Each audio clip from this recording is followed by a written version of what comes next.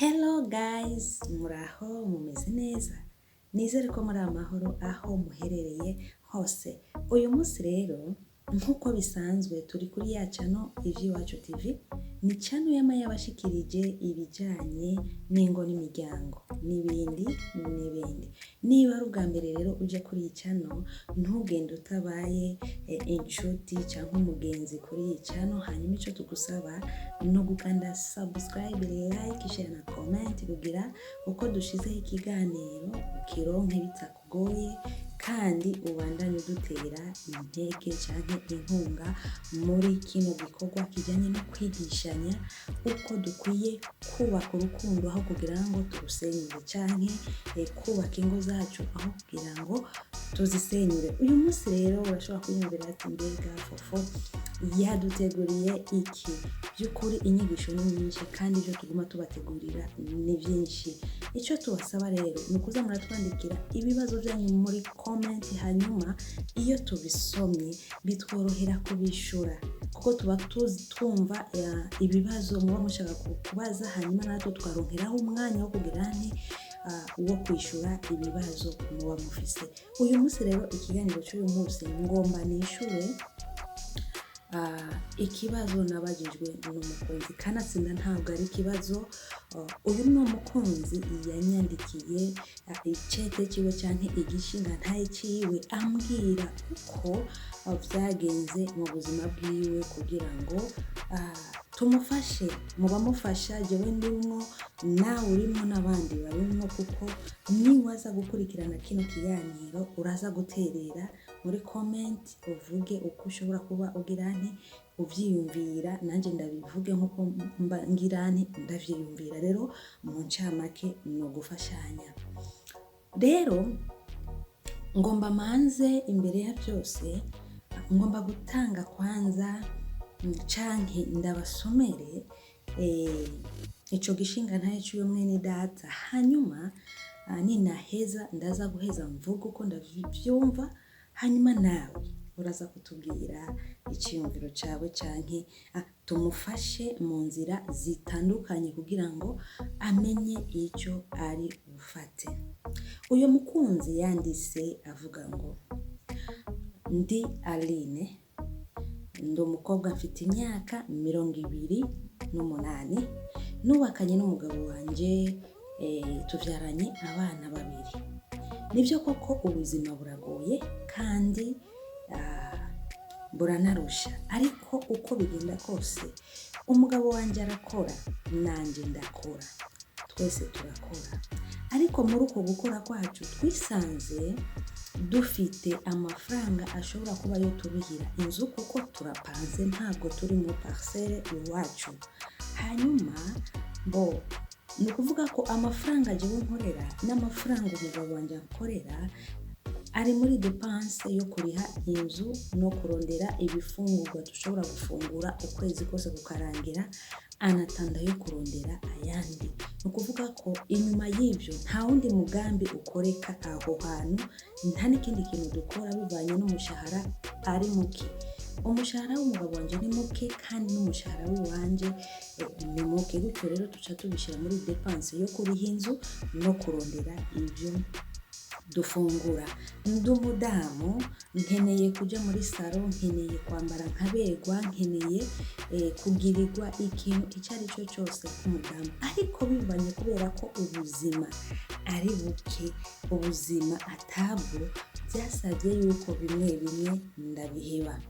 Abadamu dukunda kuja mu masaro kwisukisha amameshi n'ibindi, kugira neza umushasi, ariko bivanye n'amafaranga kumbure turonka ku kwezi, jewe n'umushinga ntaye wanje ibyo byose narabihevye, mpitamwo nja kwimwesha kugira ngo bize biranyorohereza uburyo bwo gutonda ku kazi. Umushatsi ndawukura wose ku mutwe bivanye n'uburyo bwari buke, gutyo mbaho muri ubwo buzima ata kintu na kimwe nshobora gukora kuko nabona ko amafaranga ari makenya bidashobora gukwira mu byo dufungura canke muri depanse tuba dufise mu rugo.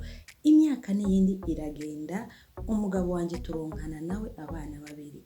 Noneho Imana iraje guhezagira, umugabo aronka kandi kazi kasumba umushahara akazi yari asanzwe agize afise. Ni ukuvuga ko acaronka akazi k'amafaranga menshi, by'ukuri turaronka itunga, umuduga turagura, inzu turaronka, ya nzu y'impangano turayivamwo, noneho tuja mu buzima bwiza. Tumaze kuja mu buzima bwiza, habaho rero kugira ngo nanjye rero nigire neza. Nari narabihevye bivanye n'uko ata buryo bwari buhari, mugabo aho uburyo bubonekeye biba ngombwa ko nanjye nshobora kwigira neza.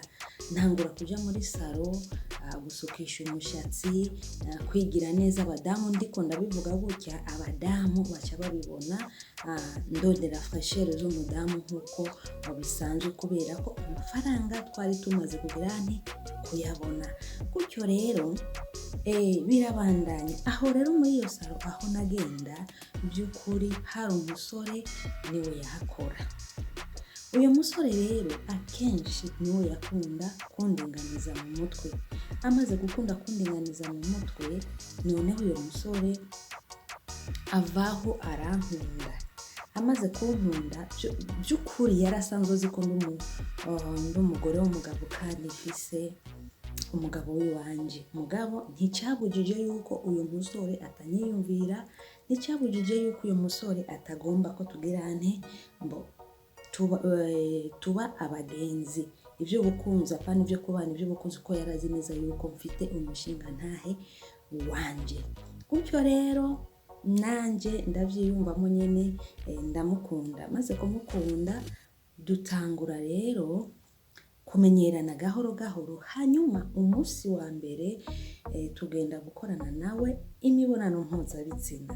Tumaze gukorana nawe imibonano mpuzabitsina, umunsi wa mbere ndumva neza ko andyoherereje uyu musore, ndumva neza yuko ankoreye igikorwa n'umugabo wanje adashobora gukora. By'ukuri umugabo w'iwanje ku bijyanye n'imibonano mpuzabitsina byari ibintu bisanzwe kuri we. Akenshi yitwaza akazi, umwanya munini yitwaza akazi. Nubwo namukeneraga yambwira sheri ndi ku kazi mbangira tuzobikora n'ejo, canke yataha nakumva ko ndamukeneye akagaruka akambwira yuko yumva arushe, ndamwihanganire gutyo. Mugabo na jewe bivanye n'ukuntu nyene naba mbona ko arushe, naremera nyene nkavyemanga. Mugabo ntivyangwa neza kuko harageraho numva ko ndamukeneye. Noneho rero tumaze kubikorana n'uyu musore, ivy'ukuri numva ko ankoreye ibitangaza, ankorera ibintu n'umushinga ntahe wanje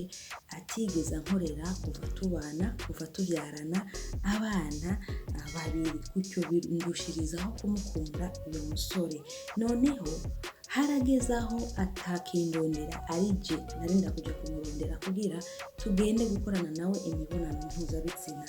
Maze kugera mu rugo rwanje, harageze aho numva umugabo wanje wo mu rugo ndamuzinutswe kuri iyo mibonano mpuzabitsina, kuko akenshi nubwo twabikora byaba bya bindi byo kwihuta, ntabwo yangeza mu byishimo, nta n'ikintu na kimwe yansiga nyene ahantu habi. Ariko ngiye kuryamana n'uyu musore, iby'ukuri uyu musore yarankorera igikorwa jeje nyene nkumva neza yuko anshikanye ahandi hantu. Noneho gutyo mvamwo ndamukunda cyane uyu musore, ndumva ko ndamuryohererewe. Nukuri n'ubu byancanze, ubu umugabo wanje sinkimwiyumvamwo, urumva sigaye niyumvamwo uyo musore bivanye n'ingene ankorera imibonano mpuzabitsina. Ntabwo ari kubera amafaranga umusore afite, akora muri salo nta mafaranga afite, ariko ikintu nyamukuru ndamukundira ni kubera ko andyoherereza kandi akanshikanira hehe mu byishimo. Noneho biriko biratuma anyibagiza umugabo wanje twabyaranye abana babiri. Niyo ngerageje kumwikuramwo, iyo tugeze mu mibonano mpuzabitsina n'umugabo wanje, nca mpita niyumvira wa musore, nca mpita ivyumviro vyanje byose bigwa kuri wa musore, nkibuka ivyo ahora nkorera n'ivyo umugabo nkorera, nkabona ko ari ibintu bitandukanye. None ndabigirene ko numva umutima wanje wamaze gukunda uyu musore cyane, nobigira gute? Ndasabye rero mumpe impanuro kugira ngo ndabe uko nobigenza. Ubwanje ndananiwe kandi ndarushe, ndumva neza ko ujya musore namaze kumukunda cyane kandi kumwikuramo biramaze kungora. Niyo dukoze imibonano mpuzabitsina n'umugabo wanje, niyumvira ujya musore, sinigera ndamwiyumvamo umugabo wanje. Nkora iki? Mvane n'umugabo ngende kubana n'uyo musore canke mbandanye kubana n'umugabo wanje? Ndakeneye rero mumpe impanuro. Murakoze cyane. Ni jewe Aline nari ndabandikiye kugira ngo mumfashe icyiyumviro. Urakoze cyane rero munywanyi utwandikira ikete ryawe. Iyo ni kete umunywanyi yanyandikiye ansaba ubufasha. Nararisomye gahoro ndarishira mu mutwe, noneho nshimye kuza kubyishurira hano kugira ngo ahariho hose araza kunyumva, n'abandi dufashanye ibyiyumviro kugira ngo turabe yuko twamufasha kuri iki kibazo afise mwene data. Ku ruhande rw'iwanje rero ngomba kuvuga gute? Mu by'ukuri mudamu nambo nyumva, ndazi kunkurikirana cyane kugira unyiyumvire kunyandikira iryo kete ryawe, nuko washatse impanuro ziva kuri inde, kuri Fofole Boss. Nimba nyumva by'ukuri nta mpamvu n'imwe yo guhebana n'umugabo wawe ngo kubera ko atakuryohereza igikorwa cy'imibonano mpuzabitsina. Ku ruhande rw'iwawe nawe urabifise ko uburenganzira, ahubwo ku ruhande rw'iwanje mbonye ko ikibazo ntabwo kiri ku mugabo ahubwo kiri iwawe, kuko wewe iyo uza kubigomba ntabwo umugabo ashobora kugufuvya kandi ari umugabo wawe wo mu nzu, niwe murarana, niwe mwirigwana. Nta mpamvu rero wonsobanurira ko yoza kugufuvya. Agufuvya gute kandi ari gwa umugabo? Ikintu rero ushobora gukora ni iki: rekana n'uyo musore atagusamburira urugo rwawe. Nta kintu na kimwe umusore akora umugabo wawe atoshobora. Icarana n'umushinga ntaye wawe hasi, mubyumvikaneho, umubwire uko uhora wiyumva, kuko nta munsi wigeze umubwira. Igihe unyandikira rino kete nasomye ndariraba neza, nibaza ko wavumbwira yuko hari ahantu ushobora kuba warigeze kumubwira icyo kibazo nabuze. Ni ukuvuga rero ntiwigeze umwicare ku mugabo wawe umubwire icyo kibazo ku bugwaneza, umubwire ingene ashobora kubigukorera, ingene mushobora kubifashanya. Ikintu ushobora gukora rero ngaha, fashanya igikorwa n'umushinga ntaye wawe, hanyuma nimara kugifashanya azoheza agushikanire hehe? Ku ndunduro. Aho ushaka azohagushikanira. Rekana n'uyo musore. Uyo musore ntuwuhita, ahubwo ariko aragusamburira urugo mu kutamenya.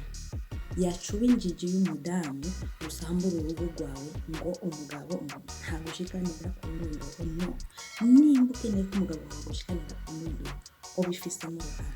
Hagarara rero wenyine mu rugo rwawe, umufashanye n'umugabo wawe igikorwa, hanyuma ibintu bizoheza bigende neza cyane. Icyo nicyo cyiyumviro Fofo ndaguhaye. Munywanyi unyumva uza gukurikirana kino kiganiro, gerageza ukorore comment aho hasi, utubwire nawe uko uvyiyumvira kugira ngo dufashe uyu mwene data kuri iki kibazo ciwe yashoboye kunyandikira ansaba ubufasha kugira ngo tumufashe twese. Murakoze cyane ababandanya badukurikirana. Ngoma ndabibuse ko twari kuri channel Ivy'iwacu TV. Murakoze cyane naho gutaha.